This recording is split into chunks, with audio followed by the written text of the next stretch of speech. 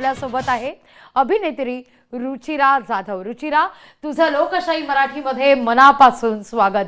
खरं तर दहीहंडीचा हा उत्साह आहे, हे चैतन्य, आणि तू सुद्धा आज मस्त रिफ्रेशिंग अशा लुक मध्ये आम्हाला पाहायला मिळतेय। आता पाऊस तर बऱ्यापैकी कमी झालेला आहे, एक नव चैतन्य उत्साहाचं चैतन्याचा आज सर्वत्र पाहायला मिळतंय Ruchira. Thank you so much Laghavi first of all, आणि सगळ्या प्रेक्षकांना दहीहंडीच्या, गोकुळाष्टमीच्या आणि श्रीकृष्ण जन्माष्टमीच्या खूप खूप शुभेच्छा। आणि सगळ्या गोविंदांना मला फक्त एकच सांगायचं आहे की हंडी फोडा पण सांभाळून, बरं का। खरंय, पण रुचिरा तुझं बालपण कुठे गेलं? मी मुंबईची आहे, पण आय बिलॉंग टू कोकण, म्हणजे माझ्या बाबांचं बालपण म्हणा किंवा जो ते कोकणातला जो एक असतो नाही का, ते ठसका तो आतमध्ये अगदीच आहे। अगदी कोकणातली कुठली पण, कारण आपल्या कोकणात चिपळूणची अगदी चिपळूण मधला हा कोकणातला उत्साह, दहीकाल्याचा उत्साह कोकणात वेगळाच असतो। मी कोकणातली आहे, त्यामुळे मला माहिती आहे की कोकणामध्ये मात्र पारंपरिक पद्धतीनं देवळात दहीहंडी फोडली जाते आणि दहीहंडीचा हा उत्साह पाहायला मिळतो। पण मुंबईमध्ये मात्र त्याचा चाम काही औरच असतो। तू मुंबईची आहेस, कधीपासून हा सगळा उत्साह अनुभवतेस? कधी शाळेत असताना दहीहंडी वगैरे फोडलेली होती का?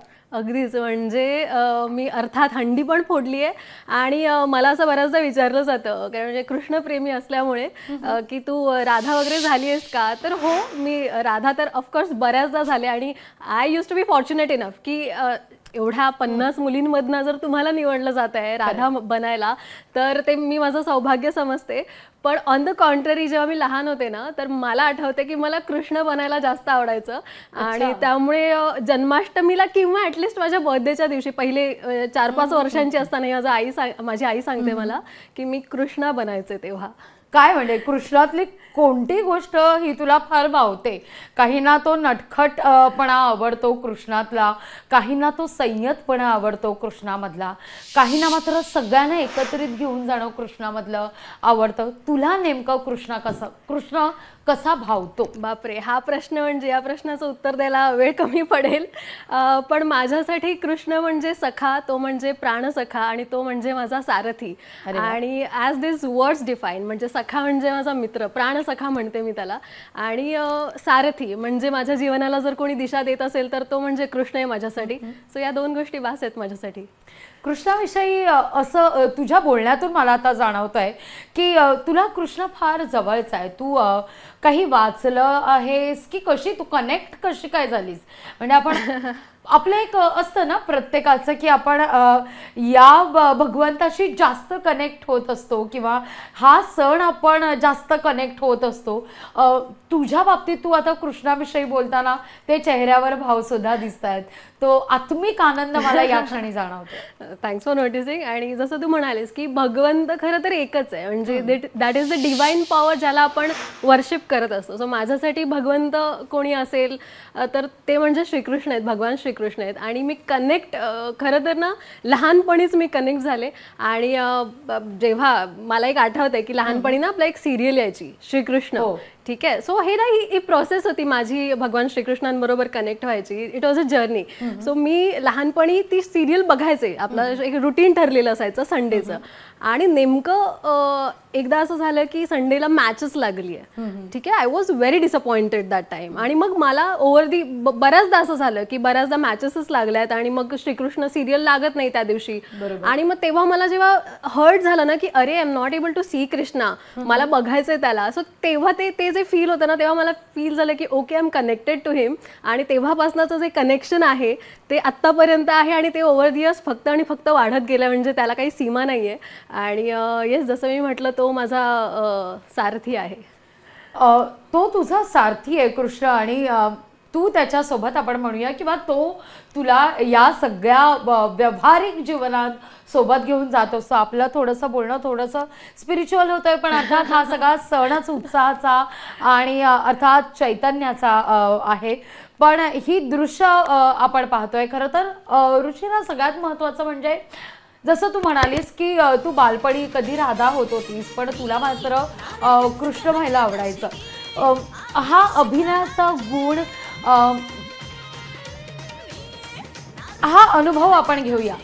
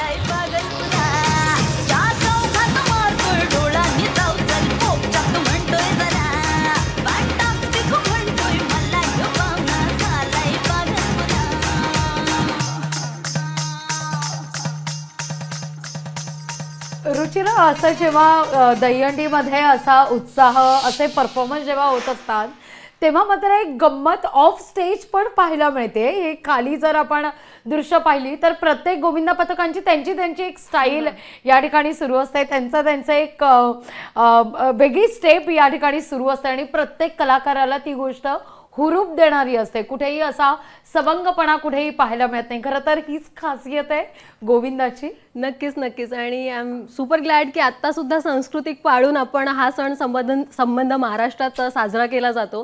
तर फक्त एक मला आत्ता येताना पण जाणवलं ना की आधी जसे ती टिपिकल गाणी असतात बघ, ती जुनी गाणी आहेत ना जी दहीहंडीची, मच गया शोर पासून लाल लाल पागोटे गुलाबी शेला, ती कानावर पडल्याशिवाय दहीहंडीचा फील येत नाही. तर ती आजकाल जरा कमी ऐकायला मिळतात असं माझ्या थोडं लक्षात आलंय. पण मला असं वाटतं आपण सगळ्यांनी ती गाणी जोरजोरात लावली पाहिजेत. म्हणजे मी गाडीत ऍटलिस्ट लावून मी नाचत असते. आता येताना मी तशीच आले दहीहंडी साजरी करत. सो मला असं वाटतं ही परंपरा आपण डेफिनेटली पुढे नेली पाहिजे. खरंय. त्यामुळे ही दृश्य पाहताना मनातून का होईना पण ते धाकूमाकूमचं फिलिंग प्रत्येकाला येत असतं. म्हणजे तिथे जाऊन प्रत्येकाने सहभागी होणं शक्य नाहीये, पण ते मनातून मात्र फिलिंग येत असतं. आपला मगाशी उल्लेख आपण केला की तुझी बालपणापासूनच अभिनयाची सुरुवात झाली की कसं, म्हणजे हे बाळकडू कसं मिळालं? नाही, माझा अभिनय म्हणशील तर जसं मी बऱ्याचदा हे म्हटलंय की it was never my plan, it was God's plan and it was Krishna's plan rather. कारण मला I was always an artist. म्हणजे मी पेंटिंग करते, मला फॅशन डिझायनिंगची आवड होती. सो असं बऱ्याच काही गोष्टी होत्या किंवा माझा MSc कम्प्लीट झालेला आहे. सो या सगळ्या बाबतीत त्यामुळे घरच्यांची इच्छा असते की तू नाही सायन्समध्ये ग्रॅज्युएशन करावंस, मग आपण आर्ट साईडचं बघू, हे क्लिअर होतं. आणि त्यामुळे मग मी ग्रॅज्युएशन पोस्ट ग्रॅज्युएशन करत करत theatre got introduce to me. आणि तसं मग मी थिएटर केलं माझ्या सेकंड इयर थर्ड इयरला. आणि पहिल्या दुसऱ्या एकांकिकेतच मला अभिनयासाठी, आणि मी एक एकांकिका लिहिली सुद्धा होती त्यासाठी, सर्वोत्कृष्ट लेखिका आणि अभिनेत्री अशी 2 पारितोषिकं मिळाली. That was a point when I realized की okay this is what I love doing आणि I should do in my career as well. त्यामुळे मी नेहमी म्हणते की हा माझा प्लॅन नव्हता, त्यामुळे you just have to surrender yourself. So that's how it happen. आणि त्यामुळे अभिनय तर तो उपजत होता. मे बी मला फक्त ते जाणीव होण्यासाठी मला नाटक करावं लागलं की किंवा एकांकिका माझ्या आयुष्यात आली आणि तशी जर्नी सुरू झाली. मग सिरियल्स, फिल्म्स, असा तो प्रवास आहे. काहीतरी ते तुम्हाला आयुष्यात क्लिक व्हावं लागतं. एक्झॅक्टली. एकांकिका, ते माझ्या नवऱ्याची बायको, ते बिग बॉस, ते एक उत्कृष्ट डान्सर, आणि आताच नुकता रसिकांच्या भेटीला आलेला बाबू हा चित्रपट सुद्धा. त्यामुळे हा सगळा प्रवास कसा होता की अचानक काही गोष्टी घडत नाहीत, तिथं तुम्हाला योग्य वेळी पोहोचावं लागतं आणि ती गोष्ट तुमच्यापर्यंत आपोआप येते.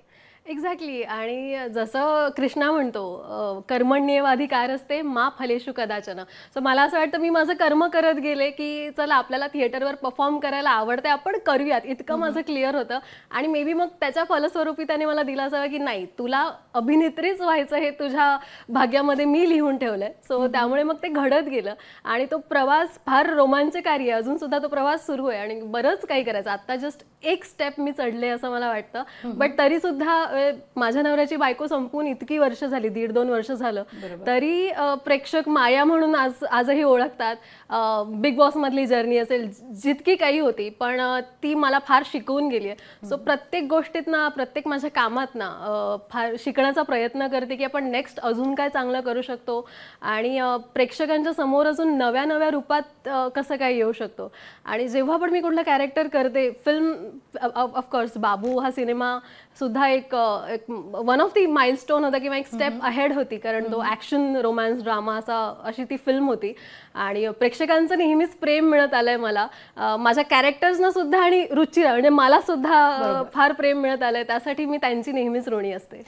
पण कॅरेक्टर मध्ये शिरणं आणि रुचिरा असणं हा मेळ साधता, म्हणजे आता तुझ्याशी बोलताना मला कळतंय की तू अत्यंत अभ्यासू, अत्यंत संयत, फोकस्ड मुलगी आहेस असं तुझ्याशी बोलताना आता मला जाणवत आहे. तर काही कॅरेक्टर्स असे असतात की त्यात शिरण्याकरता खूप मेहनत घ्यावी लागते, काही मात्र सहज आपल्या अंगवळणी पडलेले असतात. तर असे कॅरेक्टर्स तुझ्यापर्यंत आपसूक आले की तुला त्या शिरण्याकरता काही विशेष मेहनत घ्यावी लागली? शिरण्याकरता ऑफकोर्स, कारण आपण एक bearing घ्यावं लागतं. बेअरिंग तर घ्यावंच लागतं किंवा त्या कॅरेक्टरचे काही कॅरेक्टरिस्टिक्स काढायला लागतात. जसं आतापर्यंत जर माझं फेवरेट कॅरेक्टर तू विचारशील तर ते नेहमीच माया असणार आहे अजूनपर्यंत तरी, कारण ते एक वेगळं कॅरेक्टर होतं. ते तितकं स्ट्रॉंग होतं, ॲम्बिशियस होतं. सो मी कुठेतरी त्या गोष्टीशी कनेक्ट करू शकत होते ॲज अ रुचिरा म्हणून. त्यामुळे मला बऱ्याच गोष्टी त्यात माझ्या ॲड करायला मिळाल्या. So I was fortunate enough to play Maya. आणि आत्ता मला सुद्धा ना कॅरेक्टर्सबद्दल मी फार पर्टिक्युलर असते चूज करताना, निवडताना. त्यामुळे मला जर 10 मुली बघणार असतील तर त्यांना त्याच्यातून काहीतरी नक्कीच घेता आलं पाहिजे. I make that sure. कारण सहनशील आणि हे सगळं जे मी नाहीये त्यामुळे ते मला पोर्ट्रे करायलाही समहाव नाही आवडणार. बट ऑफकोर्स आपण अभिनेत्री असतो, कधी ना कधी त्या गोष्टी करायला लागू शकतात. बरोबर. पण एक मला असं वाटतं ही मी जबाबदारी समजते जेव्हा मी पब्लिक फिगर म्हणून समोर येत असते. सो मला मुलींबद्दल बरंच काही वाटतं. त्यामुळे त्या सक्षम असाव्यात ही माझी नेहमीच इच्छा असेल आणि ती जबाबदारी मी नेहमीच ठेवीन स्वतःवर. अगदी. थोडंसं ऑफ ट्रॅक आपण जाऊया. तू आता मुलींचा विषय काढलास, त्या सक्षम असाव्या असं म्हटलंस म्हणून खरं तर तुला विचारते. काही दिवसांपूर्वी महाराष्ट्रात काही घटना घडलेल्या आहेत, कोलकात्यामध्ये सुद्धा काही घटना घडल्या, त्याविषयी तुझ्याकडून जाणून घ्यायचं आहे. पण ठाण्यातली ही दृश्य आपण पाहूया, उत्साह सहभाग घेऊया. जबान पोपट हाय लागला मिठ मिठ बोलायला, जबान पोपट हाय लागला मिठ मिठ बोलायला.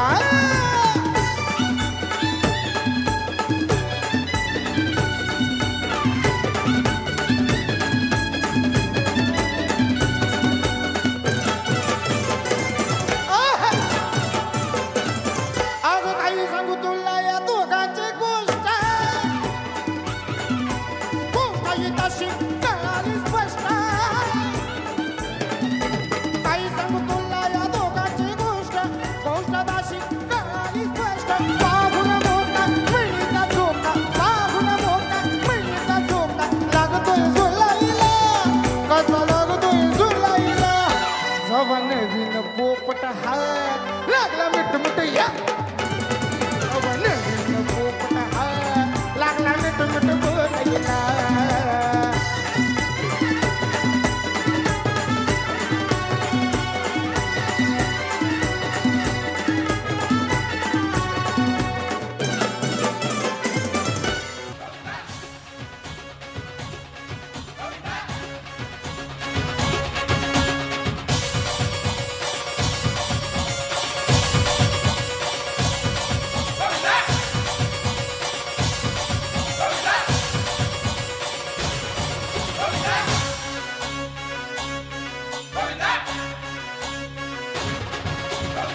रुचिरा, आताच आपण पाहिलं एक आणखीन एक प्रयत्न या ठिकाणी अयशस्वी, पण प्रत्येक सण ना आपल्याला काहीतरी शिकवत असतात. गोविंदाचा जर आपण हा सगळा सण पाहिला तर मात्र एक आहे की तुझ्यावर मी बिनधास्तपणे विश्वास ठेवायचा, खांद्यावर चढायचं आणि ती हंडी फोडायची आणि आयुष्यात अपयश आलं तरी खचायचं नाही, पुन्हा नव्या जोमाने उभं राहायचं आणि आयुष्यात ती उंची गाठायची, हे शिकवणारा हा सण आहे. आणि आपल्या सणांची खरं तर हीच ताकद आहे की आपल्याला ते नेहमीच काही ना काही शिकवत असतात. सो एकीचं बळ हे आपल्याला इथे बघायला मिळतं. आणि तू जो आधी प्रश्न विचारलास, मला त्याबद्दल सुद्धा हेच सांगायचं की इथे जशी आपण एकी दाखवतो तशीच एकी आता या मुद्द्याबद्दल दाखवण्याची गरज आहे.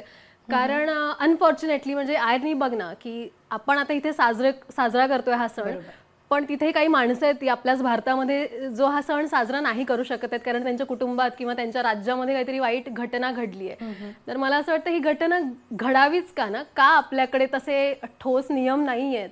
अनफॉर्च्युनेटली आपल्याला हे एक्सेप्ट करावं लागणार की येस, भारत महान देश आहे, माझा भारत महान, पण आपल्याकडे ते नियम नाही आहेत, ते लॉज नाही आहेत की का आपण हँग करत नाही बलात्कारी पुरुषाला. मला आता हे शब्द घ्यायला सुद्धा लाज वाटते, चीड येते, संताप येतो याबद्दल.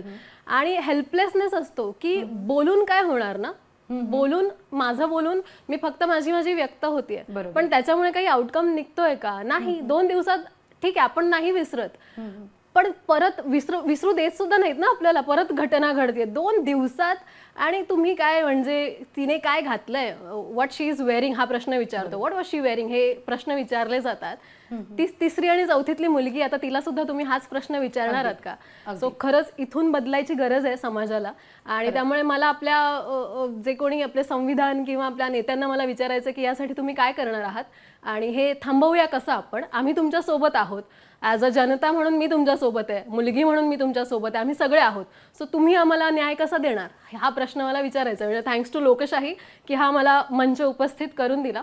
आणि याबद्दल ना मी जस्ट 1-2 ओळी लिहिल्या होत्या आता मागेच. फक्त मी त्या 2 ओळींमधनं एक्सप्रेस झाले होते की महाभारतामध्ये, आणि हा कृष्णाचा सण आहे, सो कृष्ण कुठल्या पॉइंटला आला होता हे सगळ्यांनाच माहिती. आणि महाभारत का घडलं होतं, द्रौपदीच्या साध्या वस्त्राला हात लावला म्हणून त्या कृष्णाने महाभारत घडवलं. आणि आपण हे सहन करतोय म्हणजे आपण कुठल्या पातळीला गेलोय, लाज वाटते अशा समाजात राहण्याची सुद्धा. सो मी त्या लाईन्स अशा लिहिल्या होत्या की द्रौपदीचं नाव ना कृष्णा होतं, कृष्णा, कारण ती कृष्णवर्णी होती, श्यामलवर्णी होती म्हणून. तर त्या लाईन्स अशा आहेत, सुनो द्रौपदी शस्त्र उठाओ, तुम ही कृष्णा हो और कृष्ण भी तुम ही. म्हणजे तुला आता ज्या कृष्णाने तुला वाचवलं त्याला हाक मारायची गरज नाहीये, तूच कृष्ण आहेस. तुझ्यावर अत्याचार झाला, अन्याय होत असेल, तिथल्या तिथे शस्त्र उचल, बाकी आपण बघू. दोषींना आपण तसंही सजा देत नाही आहोत ना, मग तिला दोषी मानून सजा कशी मिळणार. एक्झॅक्टली माझं इतकं साधं स्पष्ट क्लिअर मत आहे. त्यामुळे येस, आपल्याला सक्षम व्हायची गरज आहे मुलींनो.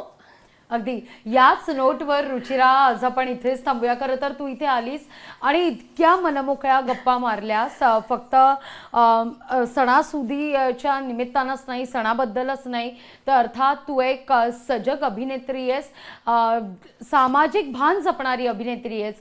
त्याबद्दल तुझं मनापासून कौतुक आणि खूप खूप धन्यवाद इथं आल्याबद्दल आणि इतक्या छान गप्पा मारल्याबद्दल. लोकशाही मराठी ऐका, पहा, जागरूक रहा.